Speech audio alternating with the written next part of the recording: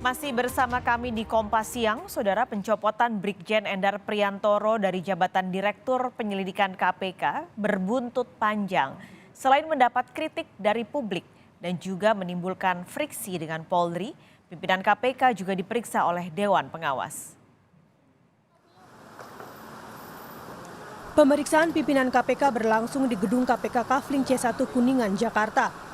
Hanya dua wakil ketua KPK, yakni Nurul Gufron dan Alexander Marwata, yang masuk lewat pintu utama. Sementara ketua KPK Firly Bahuri dan dua wakil pimpinan lain tak tampak dan diduga masuk lewat pintu belakang. 5 komisioner KPK diperiksa Dewas terkait dugaan pelanggaran etik yang dilaporkan Brigjen Endar Priantoro. Dewas meminta klarifikasi dari 5 pimpinan KPK yang mengklaim pencopotan Endar berdasarkan kesepakatan pimpinan KPK. Namun usai pemeriksaan, Nurul Gufron tak menjawab tegas perihal kesepakatan pimpinan ini. Pimpinan, saya periode pertama bersama Pak Alex diperiksa atas laporan saudara Endar berkaitan dengan pengembalian saudara Endar ke Mabes Polri. Intinya itu. Nanti setelah ini ada pimpinan yang lain. Pak, infonya Pak Gufron termasuk pimpinan, salah satu dari 2 pimpinan yang awalnya menolak Pak Endar untuk dikembalikan, benar nggak sih Pak? Karena itu sudah masuk ke pokok materi ya, dan itu sudah saya sampaikan ke Dewas. Lebih baik nanti Dewas saja yang menyampaikan. Oke. Sementara itu, anggota Dewas Albertina Ho membenarkan 5 pimpinan KPK, termasuk Firly Bahuri, telah diperiksa dan diklarifikasi. Namun, Albertina enggan mengungkap hasil klarifikasi.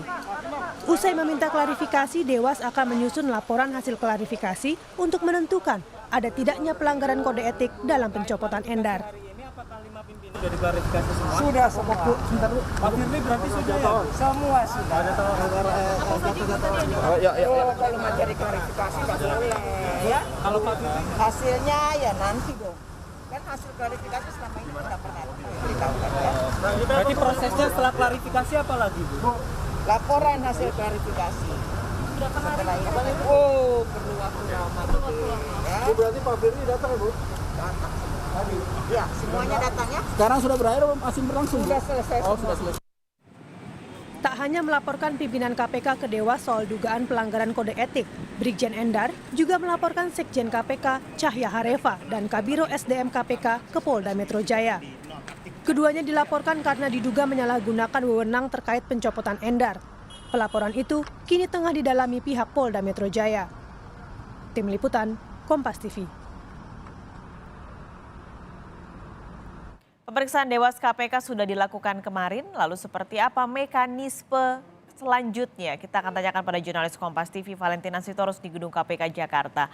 Valen, jadi 5 pimpinan KPK sudah diperiksa oleh Dewan Pengawas. Nah, setelah ini apa saja sebenarnya kemungkinan rekomendasi yang akan dikeluarkan Dewas? Lalu mungkin ada sanksi terberat yang berpotensi diberikan? Iya, Pak Skalis dan juga saudara, tentu Dewan Pengawas KPK ini ketika memberikan rekomendasi ini ada sejumlah hal yang jadi acuan. Pertama tentu dengan materi perkara terkait dengan laporan yang sebelumnya diberikan oleh Brigjen Endar Priantoro kepada Dewas terkait dengan pencopotan jabatannya sebagai Direktur Penyelidikan KPK. Kemudian yang kedua adalah mengenai aturan Dewan Pengawas KPK nomor 2 tahun 2020 tentang penegakan kode etik dan pedoman perilaku KPK. Pertama, ini tentang materi perkara tentu yang akan didalami lebih lanjut oleh Dewan Pengawas, apalagi setelah kemarin melakukan klarifikasi terhadap pihak-pihak yang terlapor maupun juga pihak pelapor. Ini adalah berkaitan dengan prosedur administrasi kepegawaian. Apakah proses pencopotan Brigjen Endar sebagai Direktur Penyelidikan KPK ini sudah sesuai SOP atau tidak, dan kemudian menelaah alasan-alasan pencopotan Brigjen Endar untuk kemudian dikembalikan terhadap struktur organisasi Polri begitu.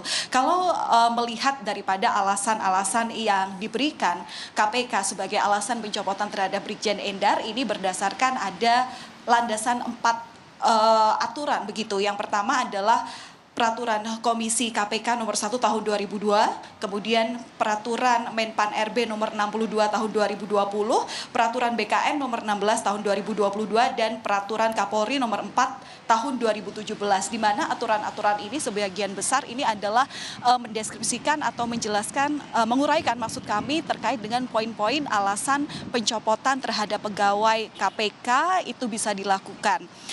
Ini bisa alasan-alasan utamanya juga Brigjen Endar Priantoro ini dikembalikan ke institusi Polri begitu. Tapi yang kedua bisa juga ada sanksi yang bisa diberikan oleh Dewan Pengawas KPK. Utamanya setelah kita kemarin mengetahui ya, ada 5 pimpinan KPK yang semuanya diperiksa dan saat ini memang sedang dipelajari terkait klarifikasinya oleh Dewan Pengawas KPK. Nah, terkait dengan sanksi ini tentu ada sejumlah pertimbangan juga yang harus didalami oleh Dewan Pengawas, yakni berdasarkan dampak kerugian yang ditimbulkan. Jika dampak atau kerugian yang ditimbulkan terkait materi perkara ini berdampak pada kedeputian dan sekjen, ini termasuk pelanggaran ringan. Kalau berdampak pada komisi ini termasuk pelanggaran sedang, terhadap negara ini termasuk dengan pelanggaran berat.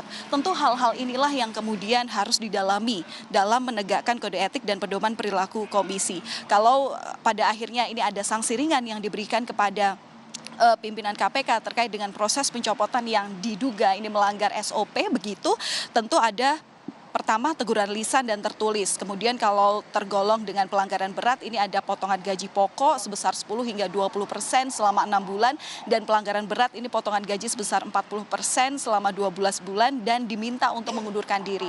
Tapi sekali lagi ini tentu menunggu rekomendasi dari Dewan Pengawas KPK yang saat ini sedang melakukan pendalaman terkait hasil klarifikasi untuk kemudian membuat laporan.